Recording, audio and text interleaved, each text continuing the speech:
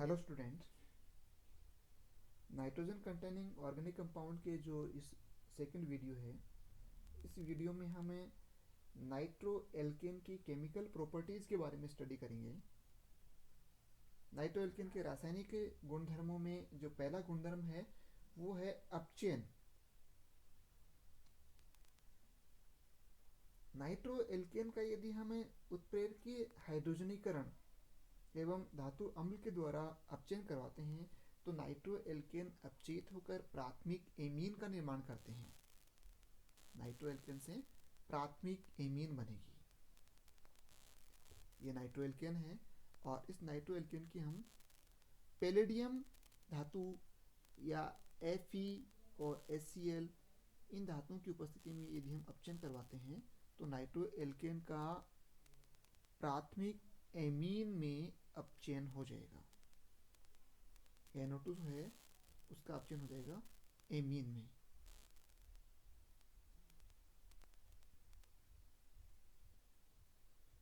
यदि हमें अपचयन को हम उदासीन माध्यम में धातु के साथ यदि हम अपचयन करवाएं, अम्लीय माध्यम में धातु के साथ हम अपचयन करवा रहे थे अभी FeHCl, तो वहाँ पर तो एमीन बन रही थी, प्राथमिक एमीन बन रही थी।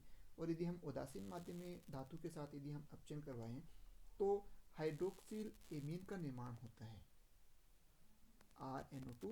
और उदासीन माध्यम के लिए हम यहाँ पर क्या ले रहे हैं, Zn और NH4Cl।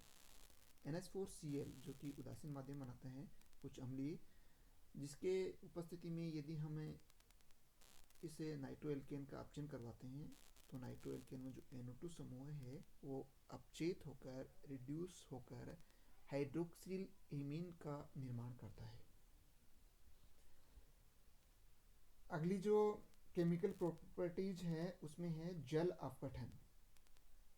यदि हमें प्राथमिक नाइट्रो एल्केन का HCl अथवा H2SO4 की सहायता से जल अपघटन करवाते हैं तो कार्बोक्सिलिक अम्ल और हाइड्रोक्सिल एमीन का निर्माण होता है।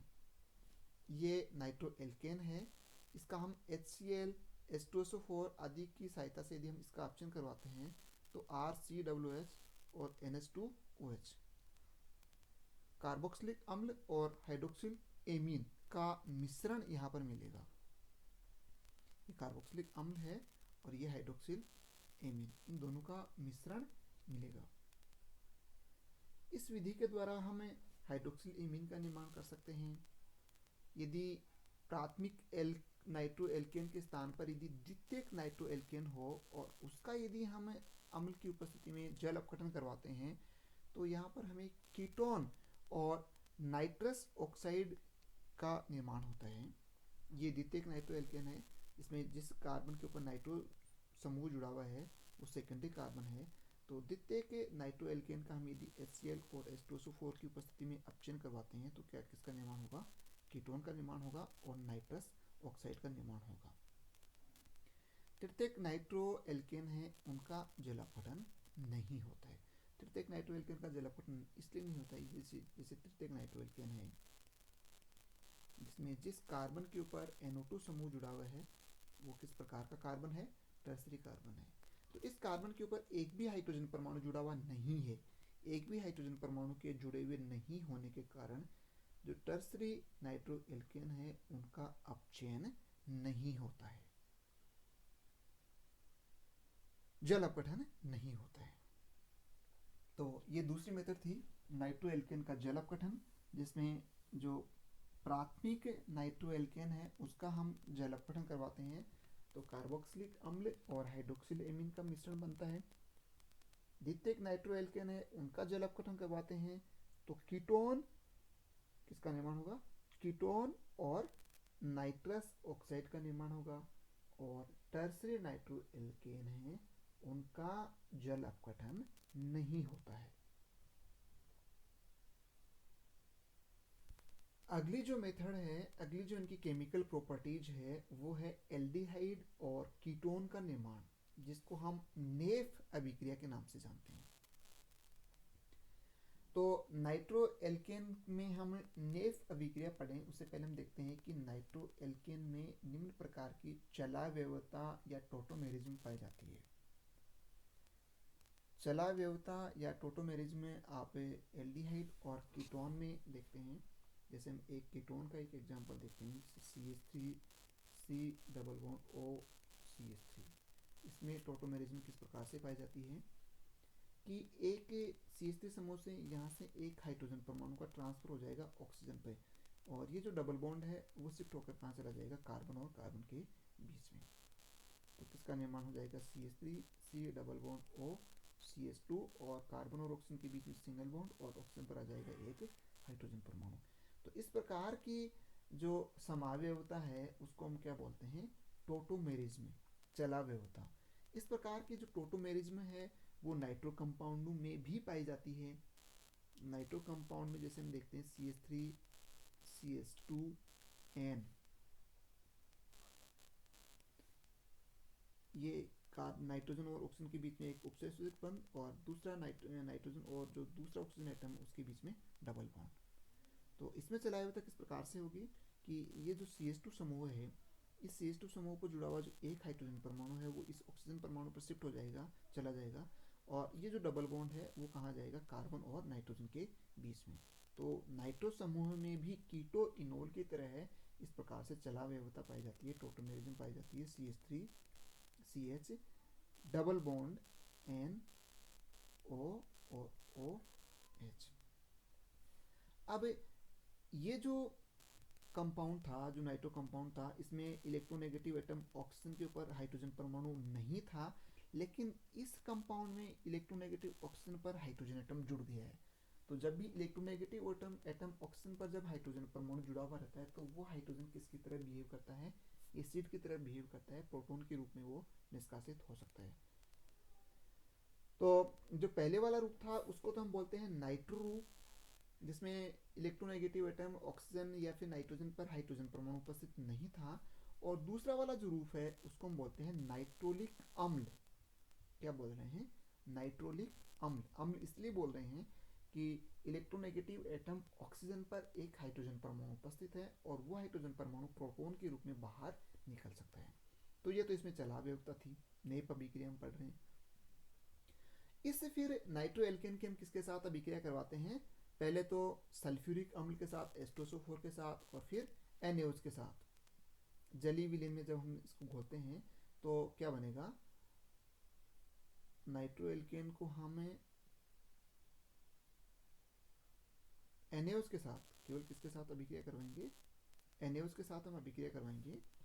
NaOH के साथ अभिक्रिया करवाएंगे तो जो यहाँ थोड़ा गलत लिखा हुआ है, इस ऑक्सीजन पर हाइड्रोजन परमाणु जुड़ा हुआ है, ये जो हाइड्रोजन परमाणु एसिडिक जो हाइड्रोजन परमाणु है, अम्ल है, वो एक तरीके से बेस के साथ अभिक्रिया करके किसका निर्माण कर लेगा, लवण का निर्माण कर लेगा। ये नाइट्रोलिक अम्ल था, उसका सोडियम लवण बन गया है, और लवण और क्या बनता है, जल बनता है, एक जल का अणु H2O का अणु बाहर निकल गया है। ये जो लवण बना है उस लवण को हम क्या बोलते हैं, सोडियम नाइट्रोलेट, नाइट्रोलिक अम्ल का लवण था। और इस लवण की फिर हमें सल्फ्यूरिक एसिड के साथ अभिक्रिया करवाते हैं तो एल्डिहाइड और कीटोन का निर्माण होता है। ये जो सोडियम लवण जो बना था उसकी हम आगे किसके साथ अभिक्रिया करवाएंगे, H2SO4 के साथ। तो ये जो समूह है ये बाहर निकल जाएगा और इस CH से क्या जुड़ जाएगा, ऑक्सीजन जुड़ जाएगा और एल्डिहाइड का निर्माण हो जाएगा। तो ओवरऑल हम ये कह सकते हैं कि नाइट्रो जो कंपाउंड होते हैं उसमें टोटोमेरिज्म पाई जाती है। जो इनोल रूप है एल्डिहाइड और कीटोन का, उस इनोल रूप के मिलता जुलता इसमें पाया जाता है नाइट्रोलिक अम्ल। और नाइट्रोलिक अम्ल की पहले तो हम सोडियम हाइड्रोक्साइड के साथ अभिक्रिया करवाएंगे जिससे सोडियम लवण का निर्माण होगा, और उस सोडियम लवण की फिर हम सल्फ्यूरिक एसिड के साथ अभिक्रिया करवाते हैं तो एल्डिहाइड का निर्माण होता है। नाइट्रो एल्केन से एल्डिहाइड बन जाता है और इस अभिक्रिया को हम कहते हैं नेफ अभिक्रिया। अगली जो इनकी केमिकल प्रॉपर्टीज में अगली जो रासायनिक अभिक्रिया है वो है हेलोजनीकरण। यहाँ पर भी हम नाइट्रो एल्केन की क्षारीय माध्यम में जब हेलोजन के साथ अभिक्रिया करवाते हैं तो सारे के सारे जो अल्फा हाइड्रोजन हैं वो हेलोजन के द्वारा प्रतिस्थापित हो जाते हैं। नाइट्रो एल्केन की हम क्लोरीन के साथ अभिक्रिया करवाएं सोडियम हाइड्रोक्साइड की उपस्थिति में, तो ये जो अल्फा है कार्बन पर जुड़े हुए जो दोनों हाइड्रोजन परमाणु हैं वो क्लोरीन के द्वारा प्रतिस्थापित हो जाते हैं। इस अभिक्रिया को हम क्या बोलते हैं? हैलोजनीकरण अभिक्रिया कहते हैं। ये अभिक्रिया भी क्षारीय माध्यम में संपन्न होती है, और क्षारीय माध्यम में इसलिए संपन्न होती है कि नाइट्रो समूह है वो इलेक्ट्रॉन अट्रैक्टिंग ग्रुप की तरह कार्य करता है। इलेक्ट्रॉन अट्रैक्टिंग ग्रुप की तरह कार्य करने के कारण अल्फा कार्बन पर जुड़े हुए जो हाइड्रोजन परमाणु हैं वो कुछ अम्लीय हो जाते हैं, और बेस के साथ जब हम अभिक्रिया करवाते हैं तो वो हाइड्रोजन एज ए प्रोटॉन के रूप में बाहर निकल जाते हैं। ये हाइड्रोजन, यहाँ पर जुड़ा हुआ हाइड्रोजन, और फिर ये जो कार्बेनाइन बनेगा वो फिर क्लोरीन के साथ अभिक्रिया करके एक हाइड्रोजन क्लोरीन के द्वारा रिप्लेस हो जाएगा, और इसी प्रकार दूसरा हाइड्रोजन परमाणु है वो भी क्लोरीन के द्वारा रिप्लेस हो जाएगा। तो ये थी नाइट्रो एल्केन की केमिकल प्रॉपर्टीज। अगले वीडियो में हम नाइट्रो एरिन्स के बारे में पढ़ेंगे। इस वीडियो में हम इतना ही देखेंगे। Thank you.